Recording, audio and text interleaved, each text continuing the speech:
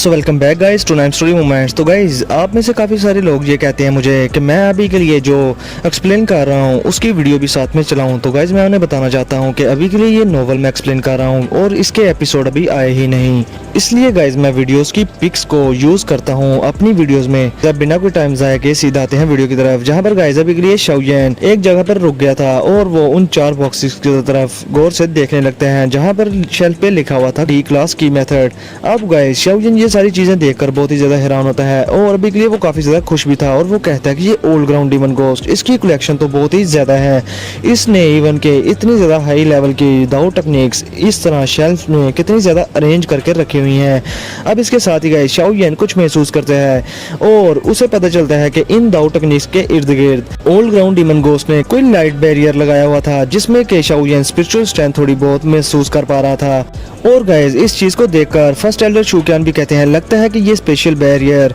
ये old ground demon ghost ने लगाया हुआ है और इस स्पेशल बैरियर की स्ट्रेंथ इतनी ज्यादा नहीं है, अगर कोई इसे तोड़ना चाहे तो इजीली तोड़ देगा, लेकिन जब कोई भी इस बैरियर को तोड़ेगा तो अंदर जो चीजें पड़ी हैं वो ऑटोमेटिकली ही डिस्ट्रॉय हो जाएंगी। इसलिए हमें इस चीज का कोई और हल निकालना होगा और मुझे यकीन नहीं आ रहा कि ओल्ड ग्राउंड डीमन घोस्ट इस तरह का कोई यूनिक बैरियर भी बना सकता है। अब गाइस ये बात सुनकर शाओयन भी अपनी फ्लेम के साथ उस लाइट बैरियर को थोड़ी बहुत छेड़छाड़ करता है, जिसकी वजह से गाइस जैसे ही शाओयन की हेवनली फ्लेम उस लाइट बैरियर के साथ कांटेक्ट में आती है तो वो लाइट बैरियर एक जगह से इजीली टूटना स्टार्ट हो गया था। मगर शाओयन उसी वक्त अपनी फ्लेम को खत्म कर देता है और वो कहता है कि अगर अभी के लिए हमने इस लाइट बैरियर को तोड़ दिया तो अंदर जो भी चीजें पड़ी हुई हैं वो ऑटोमेटिकली ही इस फोर्स की वजह से डिस्ट्रॉय हो जाएंगी, जिससे कि हमारे हाथ खाली के खाली रह जाएंगे और हमें कोई भी चीज नहीं मिलेगी। जिस पर गाइस फर्स्ट एल्डर शुक्यान शाओयन को भी इतना ज्यादा मोहताज देखकर कहता है कि ये ओल्ड ग्राउंड डीमन घोस्ट ये सच में एक अलाइट दोजोंग लेवल का एंसेस्टर था जो कि दोजोंग क्लास के 7 स्टार पर पहुंचा हुआ था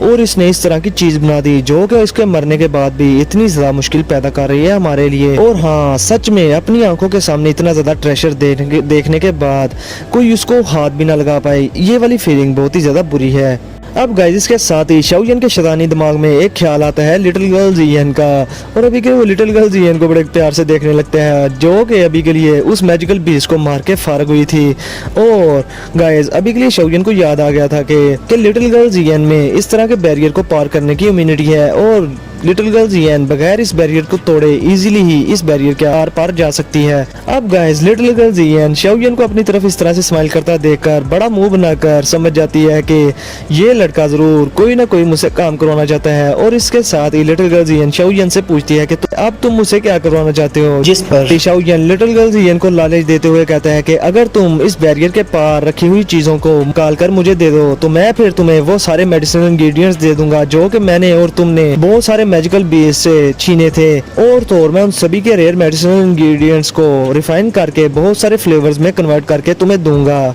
जो कि तुम्हें अच्छे लगते हैं। अब गाइस ये बात सुनकर लिटिल गर्ल जियन जो कि बच्ची थी वो लालच में आ जाती है और वो बहुत ही ज्यादा खुश हो जाती है और इसके साथ ही वो उस बुक शेल्फ के पास चली जाती है उन चीजों को उस बैरियर में से बाहर निकालने के लिए। अब उस बैरियर के पास खड़ी होकर लिटिल गर्ल जियन बहुत ही ज्यादा वरीड अंदाज में शाओयन से कहती है कि क्या तुम अपनी बातों पर कायम रहोगे ना, इन चीजों को हासिल कर लेने के बाद क्या तुम मुझे वो दुआंस बनाकर दोगे या फिर नहीं। जिसके साथ ही गाइस शाओयन हाँ में सारा लाते हुए एक स्माइल कर देते हैं, जिसके साथ ही लिटिल गर्ल जियन बिना किसी दिक्कत के उस बैरियर के आर पार अपना हाथ डाल देती है। और गाइस लिटिल गर्ल जियन जैसे कि आपको पता है कि किसी की भी बैरियर के आर पार जा सकती है बिना उस बैरियर को तोड़े, तो लिटिल गर्ल जियन अपने हाथ को दूसरी तरफ करके 4 बॉक्सेस को बाहर निकाल लेती है। अब ये चीज देखकर सभी के वहां पर खड़े लोग हैरान हो जाते हैं और जिसके साथ ही फर्स्ट एल्डर शुक्यान भी एक स्माइल के साथ कहते हैं कि ये लड़की इसकी ये एबिलिटी बहुत ही ज्यादा स्ट्रेंज है जो कि हमेशा ही लोगों को सरप्राइज करती है, और इस लड़की के पास इतनी ज्यादा स्ट्रेंथ होने के साथ साथ इस तरह की एबिलिटी भी है जो कि किसी भी रेयर मेडिसिनल इंग्रेडिएंट्स को बचा नहीं सकती इसकी पकड़ से, और कोई भी बैरियर इसको रोक नहीं सकता क्योंकि इन बैरियर्स को पार करने के लिए इसके पास बहुत सारी इम्यूनिटी है। अब शाओयन भी ये सब ही सोच रहा था और वो लिटिल गर्ल जियन के हाथों से वो चारों के वुडन बॉक्सेस को ले लेता है। अब गाइस शाओयन एक के बाद दूसरे वुडन बॉक्स को खोलते हैं। अब पहले वुडन बॉक्स को जब वो खोलता है तो शाओयन को उसमें से 2 स्क्रॉल मिलते हैं जो कि सिल्वर कलर के थे और गाइस उन स्क्रॉल का मटेरियल बहुत ही ज्यादा अजीब था जो कि क्रिस्टल की तरह चमकदार था और इवन के उन स्क्रॉल्स के इर्द गिर्द किसी सांप की तरह बिजली उनके इर्द गिर्द घूम रही थी। अब गाइस शाओयन हैरानगी के साथ उनमें से एक स्क्रॉल को उठाकर खोलता है जिसमें कि लिखा हुआ था rushing lightning mirror D class middle level lightning affinity की मेथड। अब गाइस ये चीज देखकर शाओयन बहुत ही ज्यादा हक्का बक्का रह गया था क्योंकि गाइस लाइटनिंग एफिनिटी वाला की मेथड इस दाउकी कॉन्टिनेंट में बहुत ही ज्यादा रेयर है और इवन के ये वाला की मेथड डी क्लास की मेथड था जो कि ढूंढने से भी नहीं मिलने वाला। और अभी के लिए गाइस शाओयन इस चीज पर हैरान था कि उन्हें ये चीज इस ओल्ड ग्राउंड डीमन घोस्ट की केव से मिल गई। अब इसके साथ ही शाओयन उस स्क्रॉल को अपने बड़े भाई शाओली को देते हुए कहता है कि सेकंड ब्रदर ये चीज आपके लिए बहुत ही ज्यादा फायदेमंद होगी, इसे जरा चेक करो, ये है लाइटनिंग एफिनिटी की मेथड, ये आपके लिए बहुत ही ज्यादा अच्छा रहेगा अगर आप इसको प्रैक्टिस करो तो। और जैसा कि मैं फायर एफिनिटी की मेथड को प्रैक्टिस करता हूं तो ये लाइटनिंग एफिनिटी की मेथड मेरे किसी काम का नहीं। अब गाइस शाओली जल्दी से आगे बढ़कर शाओयन से वो लाइटनिंग एफिनिटी की मेथड ले लेता है जो कि डी क्लास की मेथड था। अब इसके साथ ही जब शाओली उसकी मेथड को ओपन करके देखता है तो वो कहता है कि ये एक्चुअली में एक D class middle level lightning affinity की मेथड है। और फिर वो हंसते हुए कहते हैं कि मुझे नहीं लगता कि इस बार मैं फजूल में इस जगह पर आया हूँ, मुझे तो इस चीज से काफी ज्यादा फायदा हो गया और अगर मैं कल को इस लाइटनिंग एफिनिटी की मेथड को ऑक्शन में दूं तो इस ब्लैक कॉर्नर रीजन में हर तरफ फाइट स्टार्ट हो जाएगी इस की मेथड के लिए। लेकिन गाइस अभी के लिए शाओली इतना ज्यादा बेवकूफ नहीं था कि वो इस लाइटनिंग एफिनिटी की मेथड को ऑक्शन में दे दे, वो इसे खुद प्रैक्टिस करने वाला था क्योंकि गाइस वो जानता था कि इस लाइटनिंग एफिनिटी की मेथड को प्रैक्टिस कर लेने के बाद वो दोहों क्लास का बहुत जल्द ही ब्रेक थ्रू भी कर लेगा। अब गाइस अपने बड़े भाई को इतना ज्यादा खुश देखकर शाओयन भी थोड़ा स्माइल करता है और इसके साथ ही वो दूसरा स्क्रॉल उठाता है जिसके इर्द गिर्द भी बिजली घूम रही थी और गाइस शाओयन उसे पढ़ता है जो कि था shocking tournament lightning method D class middle level dao skill. और गाइस ये एक दाउ स्किल थी जो कि किसी भी लाइटनिंग एफिनिटी की मेथड को प्रैक्टिस करने वाले बंदे के ये बहुत ही ज्यादा काम आने वाली थी क्योंकि ये अटैकिंग टाइप दाउ स्किल थी। और गाइस ये वाली dao skill D class middle level dao skill थी। और फिर शाओयन उस स्क्रॉल को पकड़ते हुए बाहर निकाल लेता है और कहता है कि ये वाली dao skill rushing lightning mirror के साथ एक सेट है जो कि सेकंड ब्रदर आपके लिए बहुत ही ज्यादा अच्छी होने वाली है और लगता है कि आज आपकी बहुत ही ज्यादा अच्छी किस्मत है कि आपको दाउ स्किल और की मेथड एक साथ ही मिल गए। अब इसके साथ ही गाइस शाओयन उस स्क्रॉल को भी शाओली की तरफ बढ़ा देता है जिसे शाओली आगे बढ़कर बहुत ही ज्यादा हंसते हुए ले लेता है। अब इसके साथ ही फर्स्ट एल्डर शूक्यान भी कहते हैं कि लगता है कि ये ओल्ड ग्राउंड डीमन घोस्ट जो कि अभी के लिए मर चुका है वो इस तरह के की मेथड्स ऑक्शन में लाना ही नहीं चाहता था और एट द एंड उसने इस तरह के की मेथड्स को अपनी इस केव में स्टोर करके रखा ताकि इन्हें कोई भी हासिल ना कर सके। अब इसके साथ ही गाइस शाओयन आगे बढ़कर एक और बॉक्स को ओपन कर देते हैं और इसके साथ ही शाओयन को उसमें से एक बहुत ही ज्यादा जाना पहचाना स्क्रॉल मिलता है जिस पर लिखा हुआ था फ्लेम क्रिएशन स्किल।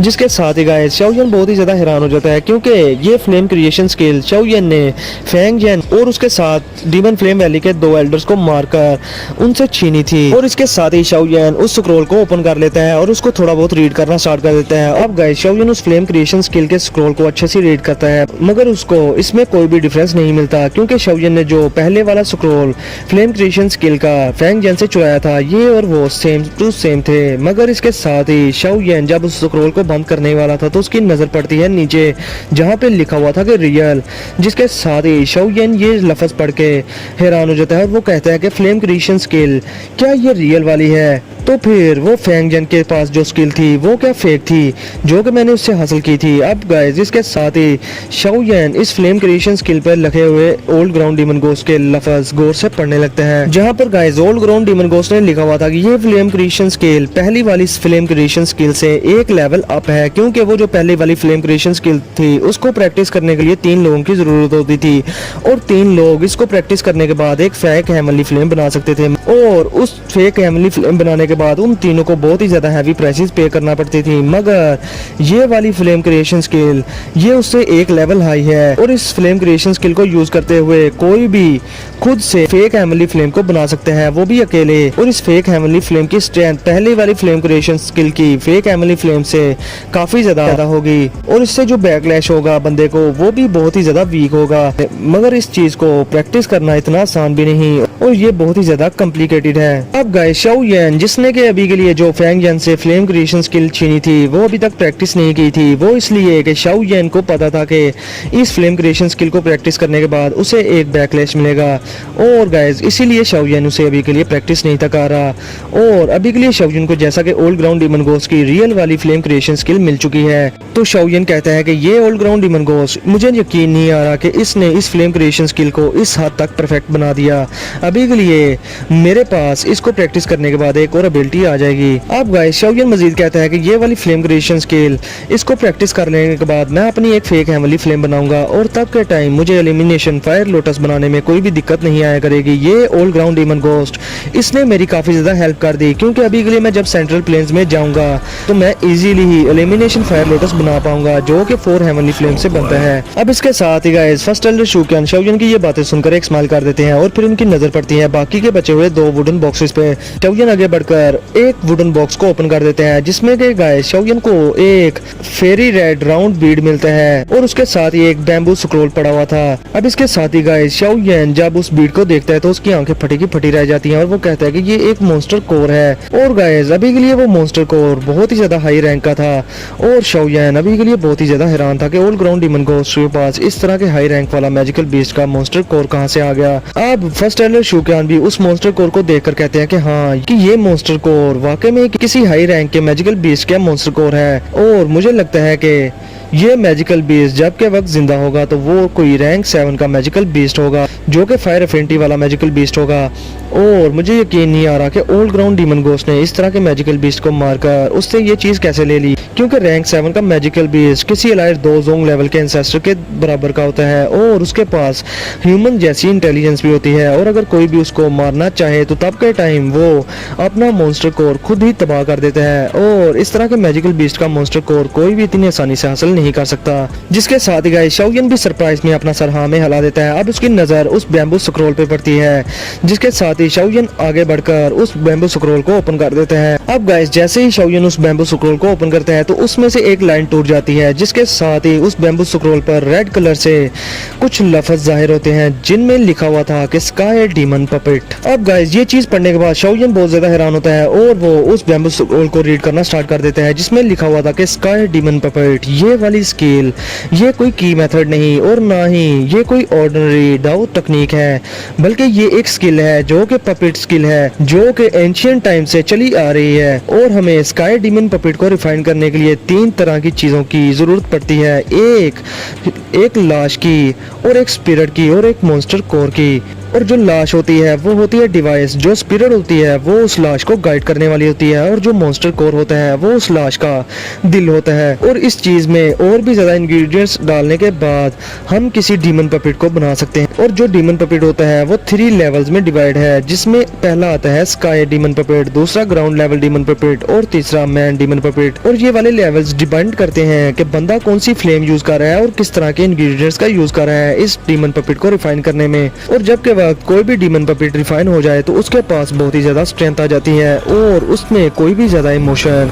नहीं होता और ना ही उसे कोई पेन होती है और बेसिकली ये एक किलिंग मशीन बन जाती है जो कि सिर्फ अपने मालिक का ही ऑर्डर सुनती है। अब गाइस ये सब रीड करने के बाद शाओ यान की आंखें फटी की फटी रह चुकी थी और वो कहता है कि मैंने इस तरह के पपेट के बारे में पहले सुना तो था लेकिन मुझे इस तरह की मिस्टीरियस जानकारी आज पता चली जो कि बहुत ही ज्यादा हैरानकुन है। अब गाइस शाओ यान ये सब रीड करने के बाद एक लंबा सांस लेता है और गाइस अभी के लिए शाओ यान इस स्काई डीमन पपेट में काफी ज्यादा इंटरेस्टेड था और वो सोचता है कि अगर मैंने एक स्काई डीमन पपेट को रिफाइन कर लिया तो सेंट्रल प्लेन्स की जर्नी में मेरे पास एक और एडिशनल बॉडीगार्ड हो जाएगा जो कि मेरे ऑर्डर सुनेगा और मुझे हमेशा प्रोटेक्ट करेगा। अब इसके साथ ही गाइस शाओ यान आगे बढ़कर फर्स्ट एल्डर शूक्यान को वो बैम्बू स्क्रोल पकड़ा देते हैं जिसको कि फर्स्ट एल्डर शूक्यान बहुत ही ज्यादा हैरानगी से रीड करना स्टार्ट कर देते हैं और उसको रीड करने के बाद वो शाओ यान से कहते हैं कि इस तरह की पपेट स्किल ये मैंने बहुत ही ज्यादा एंशिएंट बुक्स में रीड की थी मगर मुझे इस तरह के पपेट को रिफाइन करने का मेथड आता ही नहीं था और ना ही इसके बारे में कुछ पता था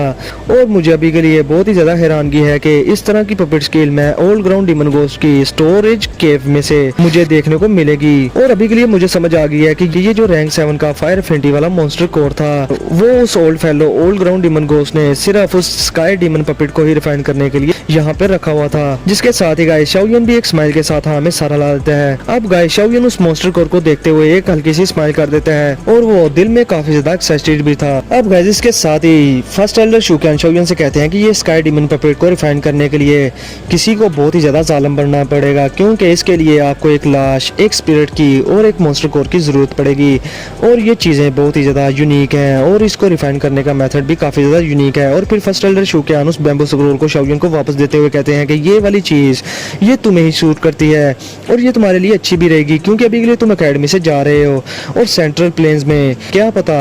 कौन से हालात तुम्हारे लिए खड़े हो जाएं और ये सूटेबल रहेगा कि तुम इसे अपने साथ ले जाओ। जिसके साथ ही गाइस शाओयन फर्स्ट एल्डर शूक्यान को थैंक्स बोलता है। और गाइस अभी के लिए शाओयन बहुत ही ज्यादा एक्साइटेड हो चुका था, क्योंकि अभी के लिए उस बैम्बू स्क्रोल में जो चीजें लिखी हुई थी शाओयन के पास वो तीनों थी। शाओयन के पास 2 जोंग लेवल के एंसेस्टर का स्केलेटन भी था और उसके पास काफी ज्यादा स्पिरिट्स भी थी जो कि उसने कैद करके रखी हुई थी और शाओयन के पास अभी के लिए मॉन्स्टर कोर भी था और शाओयन अभी के लिए इस काबिल था कि वो एक स्काई डीमन पपेट को रिफाइन कर सके। अब गाइस शाओयन इस बैम्बू स्क्रोल को और उस मॉन्स्टर कोर को और फ्लेम क्रिएशन स्किल को अपने स्टोरेज रिंग में स्टोर कर लेते हैं। और अभी के लिए गाइस शाओयन को वहां पर बाकी की पड़ी हुई दाव टेक्निक्स में इतना ज्यादा इंटरेस्ट नहीं था और इसके साथ ही गाइस शाओयन वहां से बहुत सारे रेयर मेडिसिनल इंग्रेडिएंट्स को उठाकर अपनी स्टोरेज रिंग में रख लेता है। अब गाइस शाओयन इतनी सारी लूटमार करने के बाद वहीं पर रुक जाता है और अभी के लिए वो बाकी सब शाओ गेट के लोगों के लिए छोड़ देता है, क्योंकि गाइस शाओ गेट अभी न्यू फैक्शन थी और जो कि शाओयन की फैक्शन थी और अभी के लिए शाओ गेट में ये सारी दाव टेक्निक्स और की मेथड्स की बहुत ही ज्यादा जरूरत थी,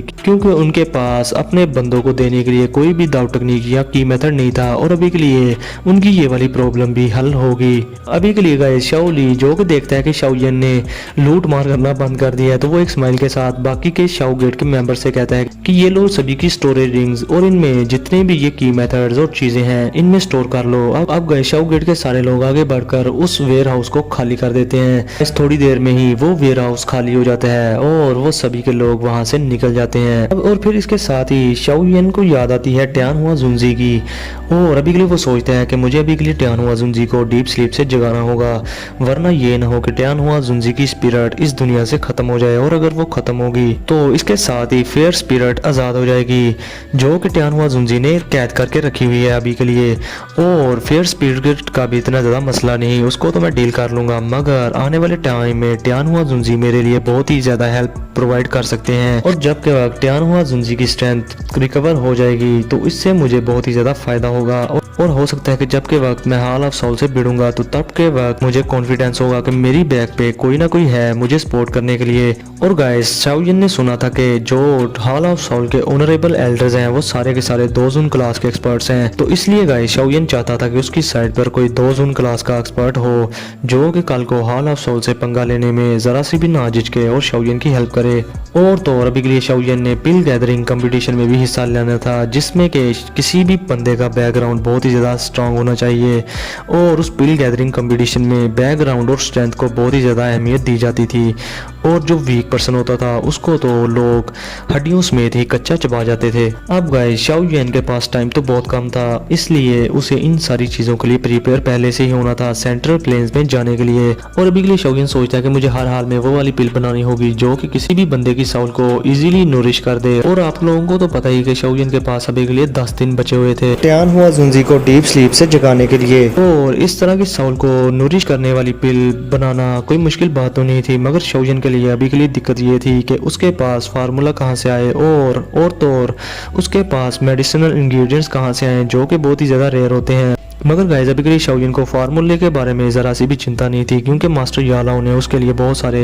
इस तरह के फार्मूलाज छोड़े हुए थे। अब गाइस इसके साथ ही शाओयन मास्टर यालाओ की रिंग में से एक फार्मूला निकालता है जो कि था साउल कल्टीवेटिंग सलाइवा। अब गाइस शाओयन ये चीज़ देखकर बहुत ही ज़्यादा खुश होता है, क्योंकि ये साउल कल्टीवेटिंग सलाइवा का जो फार्मूला था ये एक टायर लेवल 5 की पिल का फार्मूला था और शाओयन के लिए इसे बनाना कोई मुश्किल बात नहीं थी, मगर असल बात तो इसके इंग्रेडिएंट्स को ढूंढना था जो कि बहुत ही ज़्यादा मुश्किल से फाइंड आउट होने थे। लेकिन इसके साथ ही शाओयन कहता है कि अभी के लिए इनर एकेडमी के स्टोर में बहुत ही ज़्यादा रेयर मेडिसिनल इंग्रेडिएंट्स पड़े होंगे, हो सकता है कि मुझे वहां से वो सारी चीज़ें मिल जाएं। अब वो उस जगह पर भी बहुत सारे इस तरह के रेयर मेडिसिन इंग्रेडिएंट्स देखते हैं। अब गाइस इसके साथ ही शाओयिन को डीमन फ्लेम वैली में से भी बहुत सारे साउल कल्टीवेटिंग सलाइवा के इंग्रेडिएंट्स मिल चुके थे जो कि काफ़ी ज़्यादा रेयर थे। अब गाइस शाओयिन ये सारी चीज़ें लेकर एक जगह पर चला जाता है और वहाँ पर अपना फरनास बाहर निकाल लेता है और उसमें सारे के सारे इंग्रेडिएंट्स डाल देता है और फिर अपनी फैमिली फ्लेम के साथ उन सभी इंग्रेडिएंट्स को रिफाइन करना स्टार्ट कर देता है। पहले एक दो बार तो शाओयिन फेल होता है इस साउल कल्टीवेटिंग सलाइवा पिल को बनाने में, मगर इसके साथ ही शाओयिन को समझ आ जाती है कि उसे इस पिल को बनाने में थोड़ा सब्र भी करना होगा। अब इसके साथ ही गाइस शाओयिन बड़े ही आराम से उस पिल को रिफाइन करना स्टार्ट कर देता है और तकरीबन 5 दिन के बाद शाओयिन इजीली ही उस पिल को रिफाइन भी कर लेता है। और फिर इसके साथ ही शाओयिन अपने हाथ में से व्हाइट स्टोरी रिंग को बाहर निकालता है जिसमें कि टियानहुआ जुंजी अभी के लिए डीप स्लीप में थे और फिर शाओयिन उस पिल को उस रिंग के पास लाता है और वो रिंग उस पिल को पूरी तरह से अपने अंदर अब्जॉर्ब कर लेती है। अब गाइस जैसे ही वो पिल पूरी तरह से उस रिंग में अब्जॉर्ब होती है तो उस शाओयिन को उस रिंग में से थोड़ी बहुत हलचल महसूस होती है और अभी के लिए वो समझ जाता है कि टियानहुआ जुंजी अपनी डीप स्लीप से जाग चुके हैं। और फिर हमें उस रिंग में से एक आवाज़ सुनने को आती है और टियानहुआ जुंजी शाओयिन से कह रहे थे कि शाओयिन तुम्हारी ये काइंडनेस का बदला मैं अपने छोटे से थैंक्स से नहीं दे पाऊंगा, इसलिए छोटे लड़के तुमने ये जो मेरी इतनी अच्छी फेवर की है, आने वाले टाइम में मैं तुम्हें इसका बहुत ही अच्छा बदला दूंगा। जिसके साथ ही गाइस शाओयिन एक लंबा सांस लेता है और अपने माथे से पसीना पूंछते हुए कहता है कि ओल्ड मिस्टर ये आप कैसी बात कर रहे हैं, आपने उस फेयर स्पिरिट को अगर ना रोका होता तो अभी के लिए मेरी हालत बहुत ही ज़्यादा बुरी होती। ये सब आप ही का किया जा रहा है, आपने मुझे उस फेयर स्पिरिट से बचाया। जिसके साथ ही गाइस टियानहुआ जुंजी शाओयिन से कहता है कि शाओयिन वो फेयर स्पिरिट मैंने उसे इसलिए पकड़ा क्योंकि मैं उसकी स्पिरिचुअल स्ट्रेंथ को लेना चाहता था, उससे तुम्हारा कोई भी लेना देना नहीं, मैंने उसे अपने लिए पकड़ा था ना कि तुम्हारे लिए। और मैं ऐसा बंदा नहीं जो कि काइंडनेस और बाव में फर्क ना कर सकूं, अभी के लिए ये तुम्हारा मेरे ऊपर एहसान है। अब गाइस शाओयिन टियानहुआ जुंजी की बात सुनकर एक स्माइल के साथ अपने दोनों हाथ खोल देता है और गाइस अभी के लिए जब वो देखता है कि कोई एलाइट दोजन लेवल का बंदा आने वाले टाइम में उसे कोई फेवर देगा तो वो इसे रिजेक्ट भी नहीं करता। अब इसके साथ ही शाओयिन वहाँ से उठकर अपने फरनास को अपनी स्टोरेज रिंग में रख लेता है और इसके साथ ही वो टियानहुआ जुंजी से कहता है कि ओल्ड मिस्टर याओ अभी के लिए आप अभी ही डीप स्लीप से उठे हो तो बेहतर ये होगा कि आप थोड़ी रेस्ट कर लो क्योंकि आपकी स्पिरिट अभी के लिए काफ़ी वीक होगी और तो और आपने उस फेयर स्पिरिट को भी कैद किया हुआ है, आप उसे थोड़ी देर बाद रिफाइन कर लेना। अब इसके साथ ही टियानहुआ जुंजी भी एक स्माइल के साथ शाओयिन से कहता है कि अभी के लिए शाओयिन मेरी जो कंडीशन है वो इतनी अच्छी नहीं कि मैं उस स्पिरिट को रिफाइन कर पाऊँ। इसके साथ ही गाइस शाओयिन हाँ में सारा लाता हुआ कमरे से बाहर आ जाता है और जैसे ही वो कमरे का दरवाजा खोलता है तो हम देखते हैं शाओली को जो कि बहुत ही ज्यादा टेंशन में इधर उधर घूम रहा था। और जैसे ही शाओयिन शाओली को इतनी टेंशन में देखता है तो वो शाओली से कहता है कि सेकंड ब्रदर क्या मसला है, आप इतने परेशान क्यों हैं। जिसके साथ ही गाइस शाओली जल्दी से आगे बढ़कर शाओयिन से कहता है कि शुक्र है कि तुम टाइम से बाहर आ गए, जल्दी से देखो कि वहां पर लिटिल फेरी डॉक्टर को कि पता नहीं लिटिल फेरी डॉक्टर को क्या हो गया है, उसकी हालत बहुत ही ज़्यादा ख़राब है। अब गाइस शाओयिन जैसे ही लिटिल फेरी डॉक्टर के बारे में ये बात सुनता है तो वो बहुत ही ज़्यादा टेंशन में आ गया था और उसके साथ ही शाओली कुछ और बोलता शाओयिन बड़ी ही स्पीड से उस तरफ जाने लगता है जहाँ पर लिटिल फेरी डॉक्टर थी। अब गाइस लिटिल फेरी डॉक्टर को क्या हुआ है ये जानने के लिए हमें नेक्स्ट एपिसोड में पता चलेगा। और आज का मैं अपना ये एपिसोड यहीं पर करता हूँ ख़त्म। तो गाइस वीडियो को लाजमी लाइक करना, शेयर करना और चैनल को सब्सक्राइब कर देना। तो फिर मिलते हैं आप लोगों से नेक्स्ट वीडियो में, तब तक के लिए अपना और अपने प्यारों का बहुत सारा ख्याल रखें।